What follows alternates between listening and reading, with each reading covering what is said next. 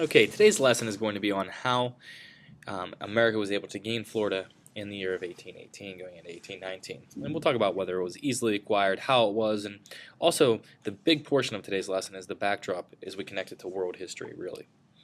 For a quick warm-up, when are you more likely to win a fight? Is it when the person you want to fight is only fighting you, or when they are being attacked by many people at the same time?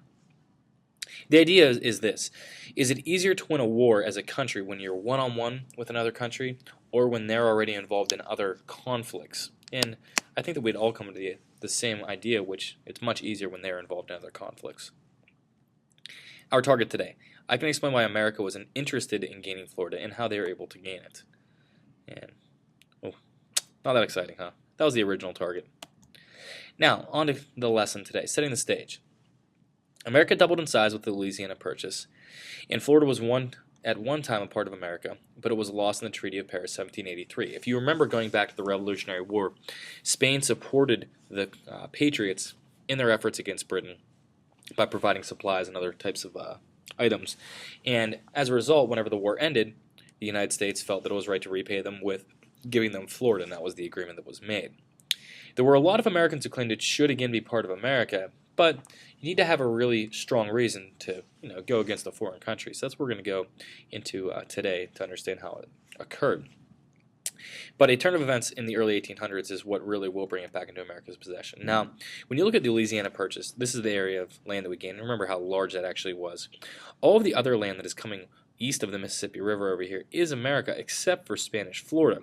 And a lot of people think it should be a part of America, and it really does seem a little bit disconnected from the rest of Spain. If you were to look at a global map, you'd see that it's relatively close to some of the other things if you get into the Gulf of Mexico. But nonetheless, this is one of those areas of land that really seems like it should be a part of America, but you can't take it just because it should be. You need to have good reason.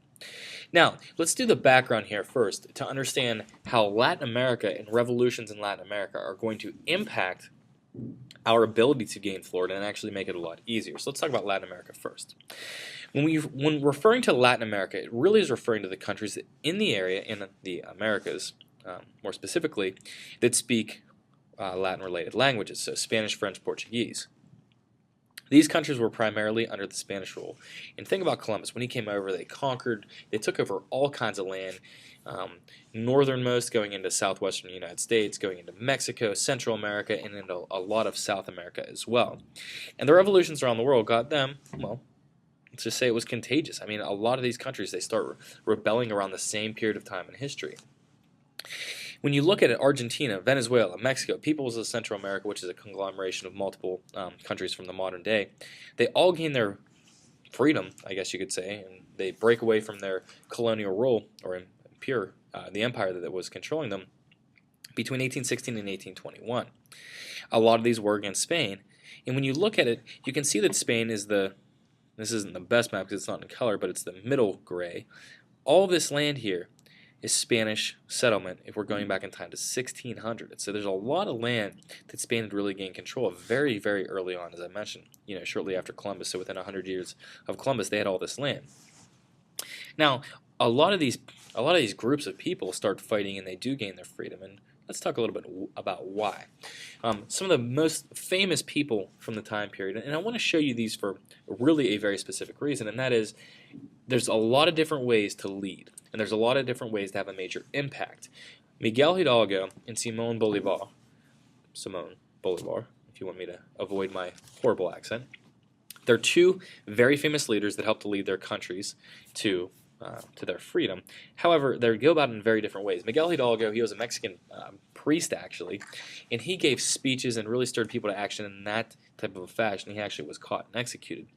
Simón Bolívar, he was nicknamed the Liberator. He was more of a military leader. So you have the military leader, you have the emotional leader. Really, you can really lead people in a lot of different ways, and these people are very good examples of that. Bolívar, though, he does become president of the Republic of Great Colombia eventually.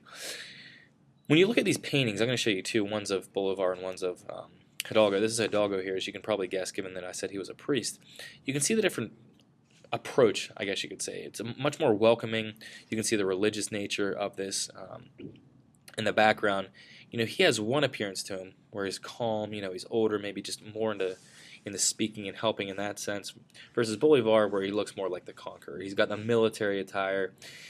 He has in his hand some sort of, it looks like a sword in his sheath, but you can see just like a different style that's portrayed with these two. Not just the art style, but the style in which the men themselves, in the way that they're carrying themselves, and tells you a little bit about their general sense of things. And here's Bolivar also. This is him kind of more in the conqueror pose.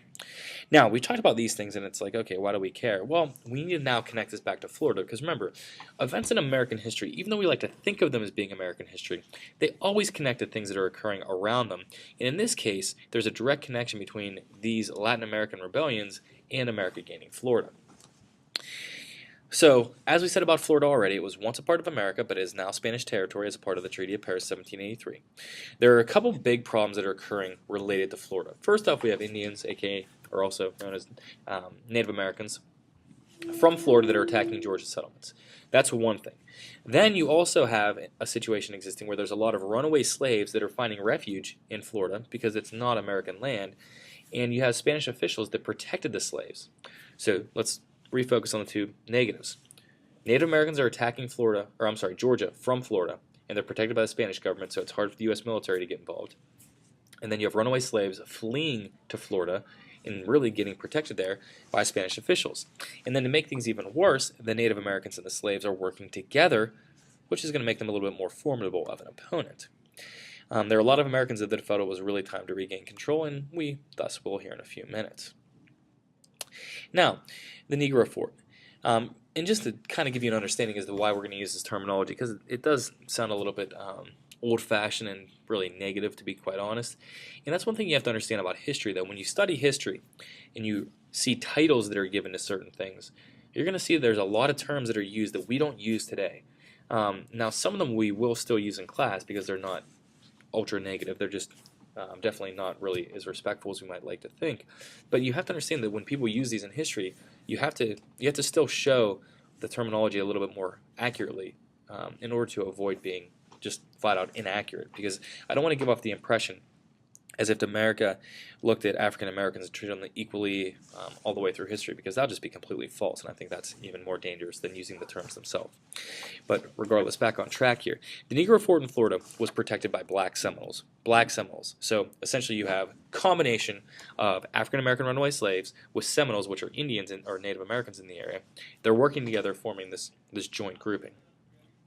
General Andrew Jackson was sent to attack the fort, and he did. In 1816, his boats invaded Spanish territory, being Florida, and the fort was destroyed and the slaves scattered in the area, joining up with a lot of the Native Americans.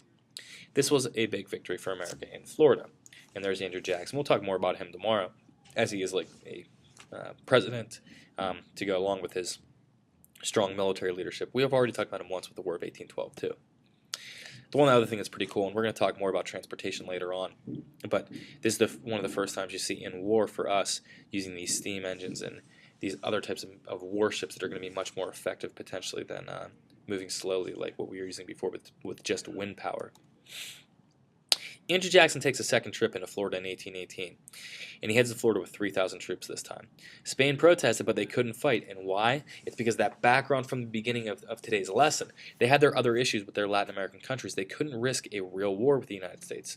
So, what ends up happening is Spain agrees to peace talks. They say, hey, let's just avoid this. Let's get some money, because remember, they're involved in wars, and just like France, whenever they sold us Louisiana, they know that the money can be a big benefit to them. So they negotiated with the Secretary of State at the time, John Quincy Adams, and America ended up purchasing Florida for $5 million. So it's kind of a bonus for everybody. America now has control of this land. We don't have to worry about upsetting Spain. They have their money that they can use to potentially try to help themselves fight and win the wars. Because if you remember going back, some of those Latin American countries did not regain their freedom until 1821, so we're right in the midst of this. We're talking about 1818 into 1819. Now, some things I want you to consider here at the end are, what are the similarities and differences between the Louisiana Purchase and gaining Florida? Now, if you missed class today, take a minute and think about them right now. Okay, now here are some of the things you can consider to be similarities. In both situations, we purchased the land, so $15 million for Louisiana, $5 million for Florida.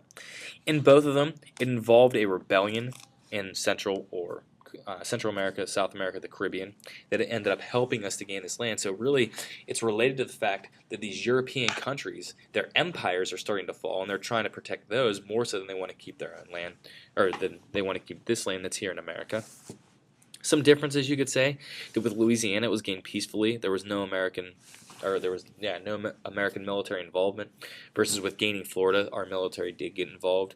The reason for purchase was different. In Florida, we were trying to gain land to protect it, versus in Louisiana, we were just trying to gain the land because we wanted a trade port in New Orleans. So there are a lot of things like that that you can use to connect and explain, some similarities and differences. There are more as well that you can come up with on your own as well. That is today's lesson on gaining Florida.